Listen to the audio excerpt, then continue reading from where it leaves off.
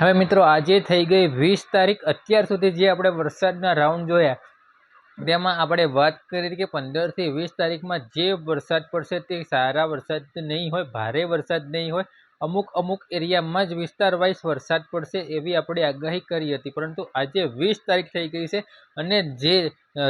આપણે દક્ષિણ ભારત તરફ એટલે કે જે ઉત્તર ભારત તરફ જે સિસ્ટમ ખસેલી હતી, ચોમાસાની ધરી ખસેલી હતી, એ હવે ધીરે ધીરે ગુજરાત તરફ આવી ગઈ છે, આગળ વધી ગઈ છે અને હવેથી ફરીથી અરબ સાગર અને બંગાળની ખાડી બંને ફરીથી સક્રિય થઈ ગયા છે, જેના કારણે હવે ફરીથી રાજ્યમાં ભારે વરસાદની શક્યતાઓ રહેલી છે। સૌથી પહેલાં ભારે વરસાદની શક્યતાઓ દક્ષિણ ગુજરાતના ભાગોમાં, જેમાં સુરતમાં આપણે જે રીતે ગયા પહેલા રાઉન્ડની વાત કરી લે, પહેલા રાઉન્ડની અંદર 25 ઇંચ સુધીના વરસાદ જોયા હતા, એવી જ રીતે ફરીથી પણ આગાહી છે કે દક્ષિણ ગુજરાતના જે ભાગો છે અમુક એમાં, જેમાં ભાવનગર થઈ ગયું, સુરત થઈ ગયું, નવસારી થઈ ગયું, વલસાડ થઈ ગયું, આ વિસ્તારોની અંદર જે વરસાદનું પ્રમાણ છે તે ખૂબ સારું રહેવાનું છે, જેમાં કોઈ એરિયાની અંદર કે અમુક એરિયાની અંદર અમુક સમય મર્યાદા પૂરતું 5 થી લઈને 8 ઇંચ સુધીના વરસાદ થાય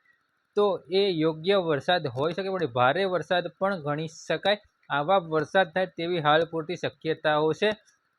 બીજી સિસ્ટમની વાત કરી લે, બંગાળની ખાડીની સિસ્ટમ। તો બંગાળની ખાડીની સિસ્ટમની અસર છે તે આમ તો ડાયરેક્ટ ગુજરાત ઉપર નથી થતી હોતી, જે અસર છે તે આંધ્રપ્રદેશ, તિરુવનંતપુરમ, અરુણાચલ પ્રદેશ, કોલકાતા, વિશાખાપટ્ટનમ જેવા વિસ્તારોમાં થતી હોય છે, પરંતુ એ સિસ્ટમ છે તે મધ્યપ્રદેશ બોર્ડર લાગુ વિસ્તાર સુધી લંબાઈ છે અને એ સિસ્ટમ જેમ જેમ ધીરે ધીરે આગળ વધશે તેમ તેમ ગુજરાત તરફ આગળ આવશે તો ગુજરાતમાં ભારે વરસાદની અસર રહેશે। ભારે વરસાદની અસર રહેવાનું મુખ્ય કારણ એ હોઈ શકે કે અરબ સાગરની કરંટ પસાર, અરબ સાગર સક્રિય અને બંગાળની ખાડીની સિસ્ટમ, બંને સિસ્ટમ સંગાથ સક્રિય થતાં રાજ્યમાં ફરીથી ભારે વરસાદ થાય તેવી હાલ પૂરતી શક્યતાઓ છે। તેમ છતાં પણ મધ્ય ગુજરાતના ભાગોમાં, ગાંધીનગર, અમદાવાદ જેવા ભાગોમાં હળવાથી મધ્યમ સારા વરસાદની શક્યતાઓ છે। બહુ મોટા ભારે હેવી રાઉન્ડની શક્યતા હાલ પૂરતી દેખાઈ રહી નથી, પરંતુ આ જે સિસ્ટમ છે, જેમ જેમ સિસ્ટમ આગળ વધશે